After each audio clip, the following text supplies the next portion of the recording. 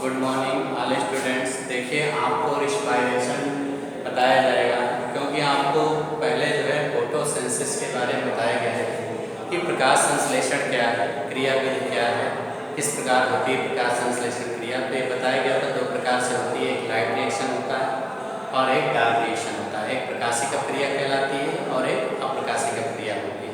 प्रकाशिक क्रिया में बताया गया था कि आपको जो है NADPH2 और ATP का निर्माण होता है। और जो अंधकार क्रिया है, क्योंकि इसमें प्रकाश की आवश्यकता नहीं होती, हरित लवा के स्ट्रोमा भाग में होती है। ब्लैकमैन ने खोज की थी, इसलिए ब्लैकमैन क्रिया भी कहते हैं अप्रकाशिक क्रिया। तो यहाँ पर जो है आपको ये भी बताया गया था कि इसमें ग्लूकोज का निर्माण होता है, यानी कार्बोहाइड्रेट जो स्टार्च में बदल जाता है। तो इस प्रकार आपको ये फोटोसिंथेसिस के बारे में बताया जा चुका है। अब आपको उसमें प्रयोग भी बताया गया था। अब प्रयोग के बाद अब आता है श्वसन। मतलब ये आपका नेक्स्ट आपकी ये जैविक क्रिया है जो शरीर के अंदर जीवों में और पौधों में होती है। श्वसन की क्रिया दिन रात होती है और पौधे और जंतु दोनों में होती है। देखिए, श्वसन क्या होता है। श्वसन एक जैव रासायनिक क्रिया है जिसमें भोज्य पदार्थों का ऑक्सीकरण होता है और CO2 तथा जल बनता है। ठीक है, और इस क्रिया में जो ऊर्जा उत्पन्न होती है विभिन्न पदों में उत्पन्न होती है। ठीक है, और जो ATP के रूप में संचित हो जाती है। इसलिए श्वसन एक ऊष्माक्षेपी क्रिया है क्योंकि इसमें ऊष्मा का ऊर्जा का उत्सर्जन होता है। तो श्वसन जो आपका है, क्योंकि आपको मालूम है कि यह जैव रासायनिक क्रिया है और ग्लूकोज यानी कार्बोहाइड्रेट या भोज्य पदार्थ का क्या होता है, ऑक्सीकरण। यानी जो आपने फोटोसिंथेसिस लिखा था उसका उल्टा रिएक्शन, क्योंकि उसमें ऑक्सीजन मुक्त होती है और भोजन प्राप्त होता है। ठीक है, इसमें क्या करेंगे, C6H12O6 प्लस O2, फिर ये बनेगा CO2 और जल प्लस एनर्जी ऊर्जा। तो आपको मालूम है क्या है, खाद्य पदार्थ है यानी कार्बोहाइड्रेट या ग्लूकोज है, ये ऑक्सीजन है। तो अभी हमने बताया कि श्वसन एक जैव रासायनिक क्रिया है जो भोज्य पदार्थों के ऑक्सीकरण से, जो ऑक्सीजन से क्रिया होती है वो ऑक्सीकरण कहलाती है। भोज्य पदार्थों के ऑक्सीकरण के द्वारा हमें CO2 तथा जल प्राप्त होता है और साथ में ऊर्जा विभिन्न पदों में मुक्त होती है। ये ऊर्जा, ठीक है, ये जो ऊर्जा मुक्त होती है वो किसमें संचित हो जाती है, माइटोकॉन्ड्रिया में ATP के रूप में। तो इस प्रकार ये आपका श्वसन का समीकरण है, श्वसन का फार्मूला है। प्रकाश संश्लेषण का जो फार्मूला है, सूत्र बताया गया है, उसी को उल्टा करके लिख देंगे तो वो आपका बन जाएगा श्वसन। उसमें क्या मुक्त होती है, ऑक्सीजन। इसमें क्या मुक्त होती है, कार्बन डाइऑक्साइड। ठीक है, तो ये आपको बैलेंस भी करना, सेम उसी प्रकार होगा और ये आपका श्वसन का समीकरण हो गया।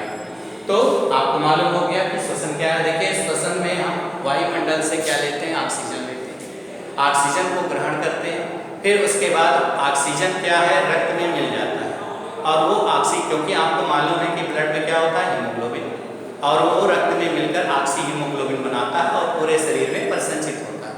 गैसों के आदान प्रदान में श्वसन क्रिया होती है। श्वसन क्रिया के लिए जीवों में देखिए श्वसन दो प्रकार से होता है, एक होता है बाह्य श्वसन और एक होता है आंतरिक श्वसन।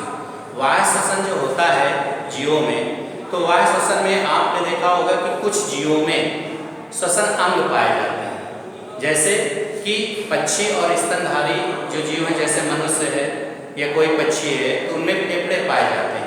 मछलियों में क्या पाए जाते हैं, श्वसन अंग, क्लोम्स, गिल्स, दरारें, मतलब गलफड़े जिसे बोलते हैं, तो क्लोम पाए जाते हैं इसमें मछलियों में। और बहुत से कीट होते हैं, इंसेक्ट्स, उनमें जो श्वसन अंश होते हैं वो क्या होते हैं, ट्रैकिया है, बुकलंग्स भी हैं, बहुत से ऐसे श्वसन अंग हैं जो कीटों में पाए जाते हैं। तो इस प्रकार जो है श्वसन अंग अलग अलग जीवों में अलग अलग होते हैं। जैसे हम लोगों में जो श्वसन अंग मुख्य रूप से होता है फेफड़े, फेफड़ों की संख्या कितनी होती है, 2, और वो किसका बना होता है, स्पंजी होता है, अत्यंत मुलायम होता है, हल्के गुलाबी रंग का होता है। ठीक है, और वो 2 पिंडों में बटा होता है, उसमें एक बायां फेफड़ा होता है, एक दायां फेफड़ा होता है। फिर फेफड़ों में क्या होते हैं, चैम्बर होते हैं, वायुकोश होते हैं, उसके अंदर क्या होती है, कोशिकाएं होती हैं जो अशुद्ध रक्त को तो ग्रहण करती है, अंदर की अशुद्ध वायु को वो बाहर निकलती है, मतलब शुद्ध वायु को ग्रहण करती है। मतलब शुद्ध वायु का मतलब ऑक्सीजन को ग्रहण करना और अंदर की अशुद्ध वायु को CO2 के रूप में बाहर निकालना, ये क्रिया क्या कहलाती है? श्वासोच्छ्वास कहलाती है, या ब्रीथिंग कहते हैं, या उसको सांस लेना कहते हैं। तो श्वसन जो है क्रिया में क्या है? श्वसन दो प्रकार का होता है, पहला वायु श्वसन और दूसरा आंतरिक श्वसन। तो वायु श्वसन में क्या होता है कि कुछ जीवों के शरीर में मतलब श्वसन अंग पाए जाते हैं। फिर दूसरा है कि शुद्ध वायु को ग्रहण करना, अशुद्ध वायु को बाहर निकालना, वो श्वासोच्छ्वास कहलाता है। वायु तथा रक्त के बीच गैसों का आदान प्रदान होता है, जिसके कारण जो है शरीर में रक्त परिसंचरण होता है। तो इस प्रकार ये वायु श्वसन के अंतर्गत आता है, जिसे हम श्वासोच्छ्वास भी आपकी क्रिया क्या है? बाहर होती है, यानी ऑक्सीजन को ग्रहण करना और अशुद्ध वायु यानी CO2 को मुक्त करना। जो आप सांस छोड़ते हो वो क्या है? आपका मतलब जो है अशुद्ध वायु है, ठीक है। फिर इसके बाद वायु श्वसन के बाद देखिए, वायु श्वसन में एक क्रिया होती है कि श्वसन दो प्रकार से होता है। एक होता है निःश्वसन और एक होता है एक्सपायरेशन और एक होता है इंस्पायरेशन। इंस्पायरेशन का मतलब कि आंतरिक श्वसन और एक होता है वायु श्वसन। तो ये तो आपको एक्सटर्नल श्वसन इंटरनल श्वसन मालूम है, लेकिन जो आपका वायु श्वसन है वो दो प्रकार से। एक है वायु श्वसन में निःश्वसन, निःश्वसन एक्सपायरेशन, और एक होता है निःश्वसन, निःश्वसन। इसको इंस्पायरेशन बोलते हैं, इंस्पायरेशन, पायरेशन, और इसको बोलते हैं एक्सपायरेशन, एक्सपायरेशन। अब इसमें क्या होता है निःश्वसन में कि आप जब बाहर की शुद्ध ऑक्सीजन को ग्रहण करते हो तो वातावरण की शुद्ध वायु जब फेफड़ों पर पहुंचती है तो फेफड़े ऊपर की मतलब पसलियां जो होती हैं, मनुष्य में कितनी जोड़ी पसलियां होती हैं? 12 जोड़ी। ये आपका फेफड़े के ऊपर का कवच है, जिसको हम क्या बोलते हैं? स्टर्नम यानी डायाफ्राम। ये क्या है? डायाफ्राम है। और इसके अंदर ये क्या है? पसलियां हैं। पसलियों की संख्या कितनी होती है? 12 जोड़ी, यानी 24 रिब्स होती हैं, जो श्वसन अंग आपके फेफड़े को सुरक्षित रखती हैं। श्वसन का सुरक्षात्मक यानी फेफड़े का सुरक्षात्मक आवरण क्या होता है? आपका ये पसलियां होती हैं, ठीक है। और ये जो भाग होता है ये भाग डायाफ्राम कहलाता है। जब आप ऑक्सीजन मतलब निःश्वसन में जो क्रिया होती है, तो जब वातावरण की शुद्ध वायु को आप ग्रहण करते हो तो पसलियां ऊपर की ओर बढ़ जाती हैं। जैसे आपने सांस लिया तो पसलियां ऊपर की ओर बढ़ जाती हैं, जिससे बच गुहा है, ये क्या कहलाता है? बच, ठीक है। और ये जो कैविटी है पसलियों का, ये चैम्बर है, इसके बच गुहा का आयतन क्या होता है? बढ़ जाता है, जिससे फेफड़े का वायु दाब कम हो जाता है, ठीक है। इनमें क्योंकि पेशियां कौन सी होती है? अंतरापार्श्व पेशियां होती हैं, जिसके कारण उसमें संकुचन होता है। तो बच गुहा का आयतन बढ़ जाता है, जिससे वायु दाब कम हो जाता है। तो ये क्रिया होती है निःश्वसन। और एक होता है निःश्वसन, दो बिंदियां लगी हुई हैं। तो निःश्वसन क्या होता है कि जब हम अंदर की फेफड़े के अंदर जो अशुद्ध वायु है उसको जब हम फेफड़े से बाहर निकालते हैं तो उस क्रिया को हम निःश्वसन कहते हैं। और इस क्रिया में जब आप ऑक्सीजन लिया तो फेफड़े ऊपर की ओर बढ़ गए, जब आप श्वास छोड़ते हैं तो फेफड़े जो पसलियां हैं मतलब वो जब आप सांस लेते हो तो पसलियां ऊपर की ओर बढ़ जाती हैं, जब आप सांस छोड़ते हो तो पसलियां फिर अपनी स्थिति में आ जाती हैं, जिससे बच गुहा का आयतन क्या हो जाता है? कम हो जाता है और वायु दाब बढ़ जाता है। तो यह क्रिया कहलाती है निःश्वसन। तो श्वसन एक होता है निःश्वसन और एक होता है निःश्वसन। निःश्वसन में क्या होता है कि शुद्ध वायु को ग्रहण करते हो, जो वातावरण की शुद्ध वायु है वो फेफड़े तक पहुंचती है। और निःश्वसन में क्या होता है कि जो फेफड़े के अंदर अशुद्ध वायु यानी CO2 जो है वो फेफड़ों से बाहर निकलती है, उस क्रिया को निःश्वसन कहते हैं। इसमें बच गुहा का आयतन बढ़ जाता है, इसमें बच गुहा का आयतन कम हो जाता है, इसमें वायु दाब कम हो जाता है, इसमें वायु दाब बढ़ जाता है। इनमें कौन सी पेशियां काम करती हैं? अंतरापार्श्व पेशियां कहते हैं, कार्य करती हैं। फिर ये जो डायाफ्राम है, ये जो पसलियां ऊपर की खिसक जाती का मतलब डायाफ्राम ऊपर की ओर बढ़ जाता है, किसने? निःश्वसन में। और निःश्वसन में फिर डायाफ्राम अपनी पूर्व की स्थिति में आ जाता है। तो इस प्रकार ये श्वसन होता है। तो ये तो आपको अभी बताया गया वायु श्वसन। और एक होता है आंतरिक श्वसन। तो आंतरिक श्वसन में क्या होता है?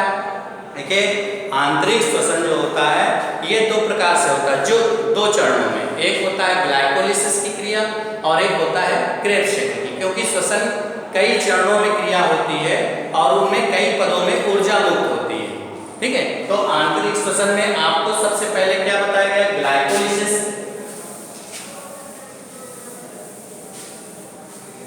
ग्लाइकोलिसिस। फिर जो है एक होता है क्रेब्स चक्र, ये आंतरिक श्वसन में है क्रेब्स चक्र। इसको हम ग्लाइकोलिसिस और क्रेब्स चक्र, ग्लाइकोलिसिस को क्या कहते हैं हम? ग्लाइकोलिसिस को ईएमपी पैथवे बोलते हैं, पैथवे। और क्रेब्स चक्र को क्या बोलते हैं? TCA, TCA. अब देखिए ईएमपी पैथवे का मतलब होता है, इसमें 3 वैज्ञानिक है। ई से एम्बिडन, एम्बिडन, एम से मेयरहाफ, मेयरहाफ, और फिर इसके बाद पी से है पैरानाश, पैरानाश। तो ये 3 वैज्ञानिक हैं, एम्बिडन, मेयरहाफ, पैरानाश, पैथवे। पैथवे माने होता है मार्ग, पैथवे। मतलब उन्होंने श्वसन का मार्ग बताया था ग्लाइकोलिसिस के माध्यम से, क्योंकि ग्लाइकोलिसिस के बारे में 3 वैज्ञानिक ने इसका बताया था इस क्रिया को कि ग्लाइकोलिसिस ऑक्सीजन की अनुपस्थिति में होती है और इसमें जो है जो क्रिया होती है तो ग्लूकोज पहले फ्रक्टोज में बढ़ जाता है, फिर फ्रक्टोज के बाद फ्रक्टोज डाइफॉस्फेट, फिर 1,2 डाइफॉस्फेट में बदलता है, फिर लास्ट में क्या बनता है? ग्लाइकोलिसिस की क्रिया में पायरुविक अम्ल के यानी पायरुविक एसिड, पायरुविक एसिड के 2 अणु बन जाते हैं, 2 अणु। इसके पायरुविक एसिड के 2 अणु बनते हैं और कितने एटीपी बनते? 4 हैं, लेकिन उपयोग कितने का होता है? 2 एटीपी अणु का निर्माण होता है किसमें? ग्लाइकोलिसिस में। और ग्लाइकोलिसिस की क्रिया होती कहाँ? तो ग्लाइकोलिसिस की क्रिया होती है कोशिका द्रव्य में यानी साइटोप्लाज्म में, और जो टीसीए है ये क्रिया होती है माइटोकॉन्ड्रिया में। ये आपका वास्तविक श्वसन है। तो श्वसन आपका ग्लाइकोलिसिस और क्रेब्स चक्र 2 चरणों में होता है। और कौन सा श्वसन? आंतरिक श्वसन। आंतरिक श्वसन 2 प्रकार का होता है। वायु श्वसन को आपको श्वास जो हम जनरली सांस लेते हैं, ठीक है, लेकिन ये क्या है? आंतरिक श्वसन है। किस प्रकार आंतरिक रूप से क्रियाएं होती है वो यहाँ पर बताया गया। अब जैसे इसमें आपको फेफड़े के माध्यम से जैसे आपको एक श्वसन क्रिया बता रहे हैं, इसको आपको समझना है। तो फेफड़े की संरचना इस प्रकार होती है।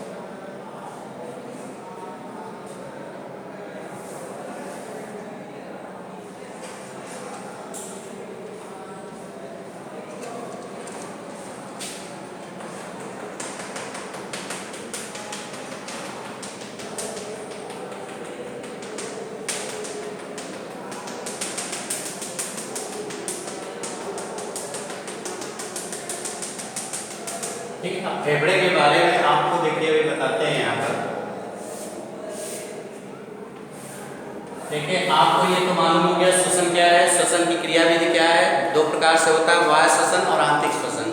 वायु श्वसन आपको बता दिया कि श्वासोच्छ्वासी होता है, गैसों का आदान प्रदान होता है, शुद्ध वायु को ग्रहण करना, शुद्ध वायु को छोड़ना। इसके बाद जो है आंतरिक श्वसन में 2 क्रियाएं बताई हैं, एक आपका ग्लाइकोलिसिस और एक क्रेब्स चक्र। ठीक है, तो क्रेब्स चक्र के बारे में भी बात बताते हैं, ग्लाइकोलिसिस और क्रेब्स चक्र के। आपको जो फेफड़े के बारे में बताना है इसको हम नेक्स्ट वीडियो में आपको बताएंगे, ठीक है बेटा, क्योंकि इतना ही इमेज अभी आपको दिया जाएगा।